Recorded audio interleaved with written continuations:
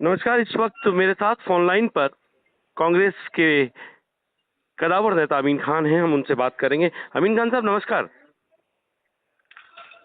हाँ। ये अमीन साहब, आपको मेरी आवाज आ रही है? हाँ, आवाज आ रही है जी, बस मैं आपसे यही जानना चाह रहा था कि कल आपकी बाड़मेर लोकसभा से जो कांग्रेस के जो प्रत्याशी हैं वो मिलने आपके गांव आए थे, तो आपकी और उनकी जो मुलाकात हुई, उस मुलाकात में क्या बात हुई? मुलाकात में उन्होंने तो मेरे से कहा कि भाई आप कांग्रेस उम्मीदवार को वोट दो। जी उन्होंने ये बात मेरे को 8-10 ग्रुप आए जाटों के। जी मैंने कहा कि भाई जिला बाड़मेर में जाटों ने कांग्रेस को कमजोर कर रखी है, जी क्योंकि ये एक जाति के अलावा किसी को कांग्रेसी मानते नहीं है।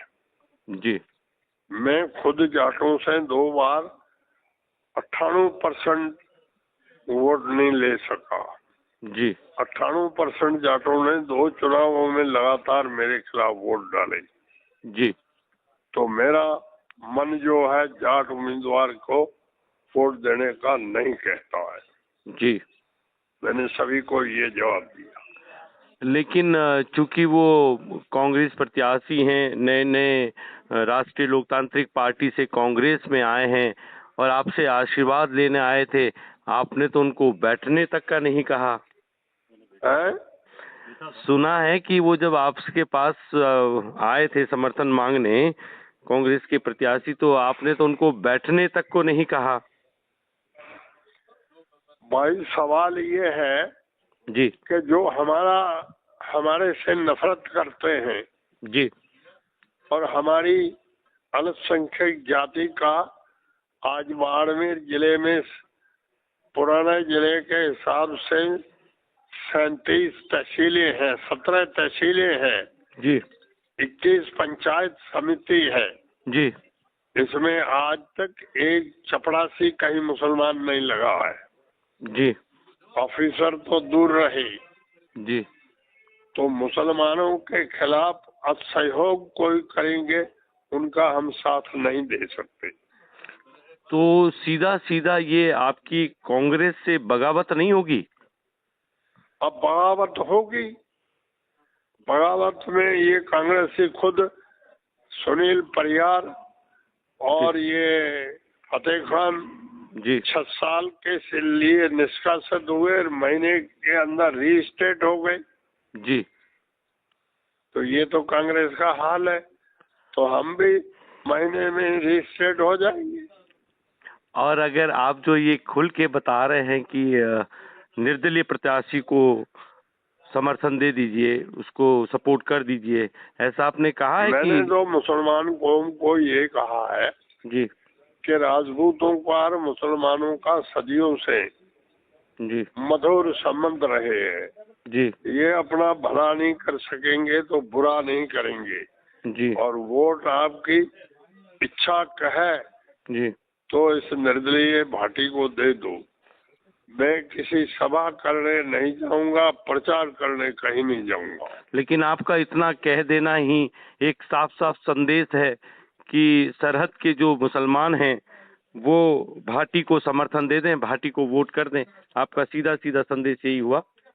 और संदेश तो ये हुआ, पर मैं कहीं भी इस निर्दलीय की सभा में नहीं गया, न जाऊंगा जी और न इनकी मीटिंग में कहीं जाऊंगा। लेकिन आपका जाना, अमीन साहब, आपका जाना या नहीं जाना, सभा नहीं करना एक अलग मुद्दा है, लेकिन आपका सीधा सीधा सा ये संदेश दे देना कि राजपूत और मुसलमानों का एक अच्छा संबंध रहा है, इसलिए इस राजपूत लड़के को सपोर्ट कर दो, तो ये संदेश तो आपकी कौम में और पूरे सीमांत सरहद में बाड़मेर से लेकर जैसलमेर तक चला गया कि ये अमीन साहब का संदेश है। हाँ, वो संदेश माने नहीं माने उनकी मर्जी। आपका संदेश ना माने ऐसा होता है? माने होता, दुनिया में बड़े बड़े आदमियों को लोग नहीं मानते हैं। मैं तो एक छोटा सा आदमी। लेकिन अमीन खान साहब, आपने कभी ये नहीं सोचा कि आपके इस बयान से जाटों के प्रति आपकी जो नाराजगी से कांग्रेस के जो आपकी बगावत होगी वो कल आपके बेटे या पोते को कांग्रेस की राजनीति में कहीं अस्थिर कर देगा? ऐसा कभी सोचा? ऐसा हमने सोच रखा, ये हमारा कभी सहयोग नहीं करेंगे जाट? हाँ जी ये हमने पहले सोच रखा है। जी इनकी हिस्ट्री की आदत से जी। इनसे हम कोई सहयोग नहीं मांगेंगे। लेकिन अगर आप ये बता रहे हैं कि आपको ये तो विश्वास है कि अगर आपने कांग्रेस से बगावत की है तो जिस तरह से सुनील परियार और फतेह मोहम्मद को कांग्रेस ने वापस राजनीति में ले लिया, कांग्रेस की धारा में जोड़ लिया, तो आपको भी लगता है कि अगर आपकी 2024 लोकसभा में जो बगावत होगी उस बगावत में एक महीना बाद में आपको भी वापस कांग्रेस ले लेगी? कहाँ जाएगी कांग्रेस? ये तो कोई दम नहीं है और न इस बात का डर है जी।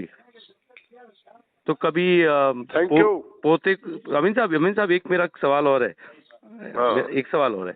मेरा सवाल ये है कि अगर आपने जो ये बयान दे दिया उसके बाद में आपको नहीं लगता कि जाट जो कम्युनिटी है अब वो एक हो जाएंगी कि अब हमें मुसलमान तो वोट दे नहीं रहे, तो मुसलमान वोट नहीं दे रहे हैं इसलिए है कांग्रेस के उम्मीदवार के लिए दिक्कत होगी, तो क्यों ना कांग्रेस और बीजेपी के दोनों जाट मिलकर एक जो जीत रहा है उसकी तरफ हो जाओ और बीजेपी को वोट कर दो, क्योंकि कांग्रेस का प्रत्याशी तो जीतेगा नहीं क्योंकि अल्पसंख्यक यानी अमीन साहब नाराज हैं, तो कांग्रेस का जीतना तो बड़ा मुश्किल होगा। तो सारे जाट मिल जाओ सत्ता में, चूंकि फिर भाजपा आएगी, प्रदेश में भाजपा की सरकार है, तो क्यों ना हम सब मिल जाएं और बीजेपी को बाड़मेर से जिता दे। ये तो लोगों की मर्जी है, चाहे जैसा कर सकते हैं जी। उसमें अपन किसी को मना थोड़ी कर सकेंगे। जी नहीं, मैं तो कह रहा हूँ ऐसा हो सकता है ना, जाट सब एक हो जाए आपके इस बयान के बाद। अरे भाई ये सब एक हो जाएंगे तो दूसरे भी सब एक हो जाएंगे, ये आप समझते नहीं हो क्या? आज मैं मुसलमान जाति को एकता में करने का कोशिश करूंगा जी, तो मेरे सामने दूसरी जातियां वो एकता का बात नहीं करेंगे क्या? बिल्कुल करेंगी।